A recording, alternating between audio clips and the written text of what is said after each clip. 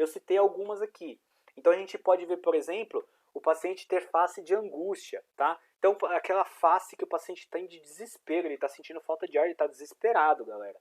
Ele pode ter batimento de asa de nariz. Então, nossos músculos do nariz aqui que a gente tem na narina, como a gente está com falta de ar, desconforto respiratório, a gente tem uma contração diafragmática muito forte, o ar entra pelo nariz com tanta força que tem a contração do músculo aqui na narina fazendo batimento de asa de nariz. Tiragem de fúrcula. A fúrcula do paciente, ela começa a afundar aqui, né? Eu não vou conseguir fazer, mas ela começa a afundar na respiração, né? Significa que eu estou fazendo muita força, meu diafragma está tendo que contrair muito forte para conseguir deslocar o ar. Ele começa a usar os músculos acessórios da respiração, esternocleidomastoide. O escaleno ele é um músculo primário, mas ele começa a usar o escaleno com muito mais força. Você começa a ver aqui, ó, a musculatura do cara, né? Até engasguei. Contraindo. Então, isso também é um sinal de desconforto respiratório. Tiragem intercostais. Nós temos músculos entre as costelas, os intercostais internos e externos. Então, entre as costelas, a gente começa a ver afundamento. Aqui no diafragma, nas últimas costelas que a gente consegue palpar aqui na nossa barriga, né? E depois aqui embaixo tem a parte do abdômen, você vai ver que aqui começa a afundar também, porque ele começa a contrair muito forte esse diafragma. O paciente pode ficar taquipneico, então você vai ver que ele está taquipneico, respirando muito rápido, né? Além do normal. Ele pode ter sudorese, ele pode ter cianose central, ele pode ter uma respiração paradoxal, que quando ele vai respirar, o seu tórax e o seu abdômen, na inspiração, eles expandem, né? Só que aí aqui fica ao contrário. O abdômen expande, o tórax não, ou o tórax expande, o abdômen não. É muito comum o tórax expandir um pouco e o abdômen afundar.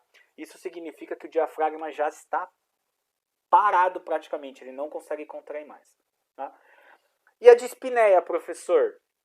A dispneia não é um sinal, a dispneia é um sintoma relatado pelo paciente. Então, taquipneia é um sinal, dispneia é outra coisa, dispneia é um sintoma. O paciente tem que te falar que está com dispneia. Eu já atendi vários pacientes com Covid-19, taquipneia, que você pergunta, está com falta de ar? Ele fala, não, estou de boa, estou tranquilo.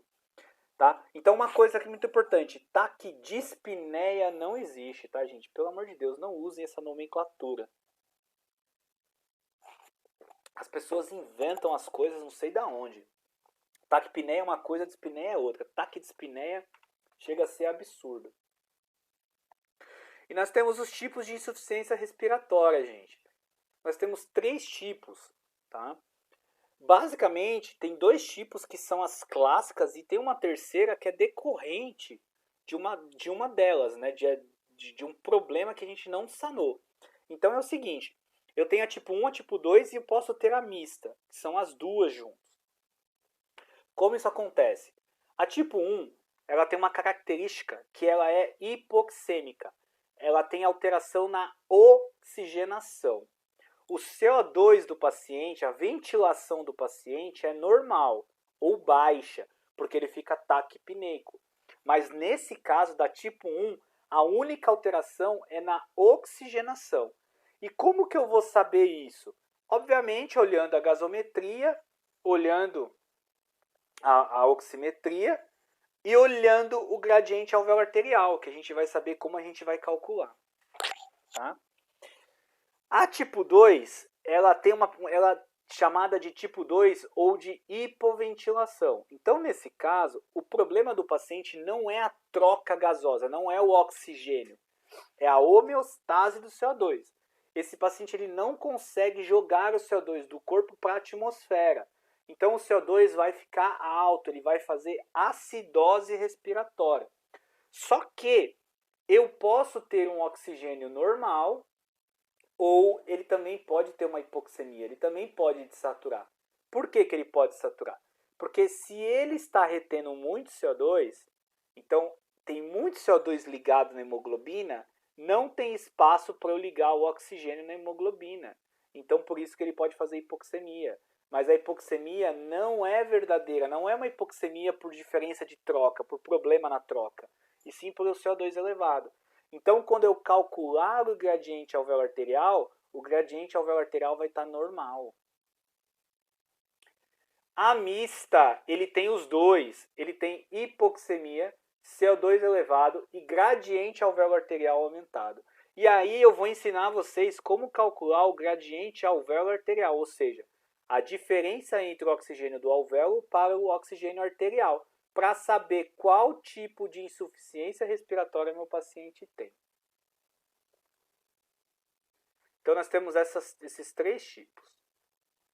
Para entender um pouquinho dos tipos de hipoxemia, eu preciso entender um pouquinho sobre os mecanismos de hipoxemia, que são 4, estão descritos lá no oeste.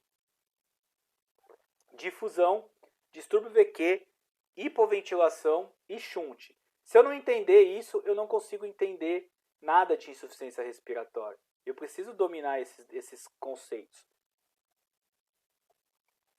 A difusão, o que rege a difusão é a lei de Fick. A lei de Fick está lá no oeste, no livro de Fisiologia Pulmonar do Oeste. Tá? Então a difusão significa o seguinte, que a velocidade de troca dos gases depende da diferença de pressão entre os lados, além de ser proporcional ao tamanho da sua área e inversamente proporcional à sua espessura. Loucura, né? Eu tenho certeza que se tiver alguém aí que está estudando para prestar prova de respiratória, quando vê a lei de Fick deve ficar doidão. O que a lei de Fick diz?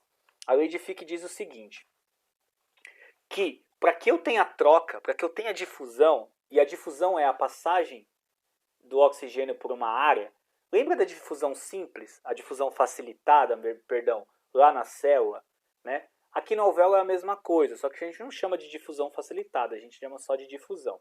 Então é o seguinte, para que a gente tenha aí troca gasosa, vai precisar ter diferença de pressão entre os lados. Então eu tenho que ter mais oxigênio de um lado do que do outro, porque aí ele vai passar para o outro lado por diferença de pressão. Eu tenho que ter mais CO2 de um lado do que do outro, para ele passar por diferença de pressão. Qual é a região onde eu tenho mais oxigênio? Dentro do meu capilar venoso ou na atmosfera? Na atmosfera. Então eu vou captar esse oxigênio, vou jogar no meu sangue venoso e vou transformar ele em arterial. O meu sangue venoso tem mais CO2 do que fora. Então eu vou jogar o CO2 do corpo para fora. Então a lei de Fick ela diz que eu tenho que ter diferença entre os lados para ter troca. Além de ser proporcional ao tamanho da sua área. Então quanto maior a sua área, maior a troca. Se eu tenho uma área de 80 metros quadrados e eu tenho uma área de 100 metros quadrados, a área de 100 metros quadrados vai ter mais troca. E é inversamente proporcional à sua espessura. Então, quanto mais grosso, a espessura mais difícil passar. Quanto mais fino, mais fácil. E quando a gente fala do espaço hematogasoso, né, onde a gente tem a troca gasosa, ele é um espaço muito fininho. Qualquer coisa que atrapalhe ali, atrapalha a troca gasosa. Por exemplo, se eu tiver uma pneumonia, eu diminuo o tamanho da minha área de troca e o paciente pode ter dessaturação. Se eu tenho um edema agudo pulmonar, eu tenho preenchimento dos meus alvéolos, preenchimento do espaço hematogasoso, meu paciente tem alteração na oxigenação. Então, eu tenho que dominar a difusão, que é a lei de Fick. Depois eu tenho o distúrbio VQ. Então, o distúrbio VQ significa que eu tenho alguma alteração na minha ventilação ou na minha perfusão. V de ventilação, Q de perfusão. Galera, essa aula é compridaça. Então, preste atenção, porque aqui tem muito conteúdo interessantíssimo para vocês. No distúrbio VQ, teoricamente, eu digo teoricamente porque cada área do pulmão tem uma relação VQ. Mas teoricamente, a relação VQ, elas estão muito próximas, entre 0,8 a 1. O que significa isso? Se eu dividir um pelo outro, o meu resultado sempre vai dar 0,8 ou 1, porque elas estão muito próximas, tá? Entre aspas, cada área tem uma diferença, mas é como se elas estivessem muito próximas. Guarde essa informação. Então, quando eu venho para a letra B, eu tenho uma troca gasosa normal. Ó, eu tenho uma pressão alveolar de oxigênio de 100 milímetros de mercúrio, e isso aqui vai sair daqui e vai cair para o capilar, porque no meu capilar eu tenho uma pressão venosa de oxigênio de 40. Lembra que eu falei na difusão? A troca gasosa, os gases vão sair do meio mais concentrado para o meio menos concentrado? Então, se eu tenho mais oxigênio no alvéolo, ele vai para o meu capilar. Se eu tenho uma pressão venosa de CO2 de 45 no meu capilar e eu tenho uma pressão alveolar de CO2 de 40 no meu alvéolo, o CO2 do capilar vai ir para o meu alvéolo. Então, é por isso que eu tenho troca gasosa. É por isso que o oxigênio e o CO2 eles fazem essa movimentação, essa difusão, e a gente consegue ficar vivo. Tem uma coisa chamada efeito Bohr, efeito Haldane. O efeito Bohr é o CO2 se ligando na hemoglobina, e quando ele chega lá nos meus capilares pulmonares, eu tenho o efeito Haldane. Eu libero o CO2 e eu capto o oxigênio. É por isso que a gente está vivo, porque a gente tem esses dois mecanismos, né? Quando eu venho para a letra A, eu tenho uma coisa chamada shunt, que significa o quê? Que eu tenho um desvio. Só que o shunt também é um mecanismo de hipoxemia.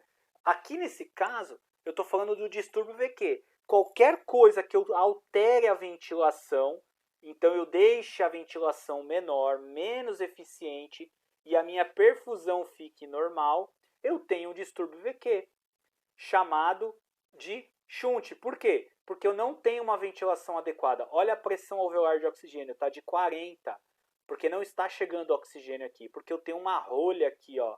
E aí não tem troca, porque se está 40 no alvéolo, está 40 no capilar, não tem como trocar. E o CO2? O CO2 também não vai trocar, porque eu tenho rolha, está igual. Então o sangue vai chegar venoso, não vai ter troca nesse alvéolo e vai se misturar no sangue arterial.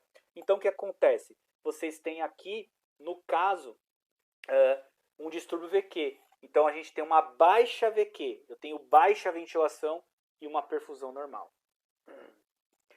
No C, eu tenho uma coisa chamada dead space, que é espaço morto. Então, o que acontece? Vamos supor que eu tenho um capilar aqui e esse pretinho no capilar é um tromboembolismo. Se eu tenho um tromboembolismo aqui no capilar, não está passando sangue. Eu tenho uma quantidade enorme de oxigênio no alvéolo, não tenho CO2 no alvéolo e não tenho gases passando aqui, porque não está passando sangue. Então, a gente chama de espaço morto. É um alvéolo que está funcionando, mas não está trocando nada, né? Então eu tenho aqui uma alta VQ, eu tenho uma ventilação normal e uma perfusão baixa.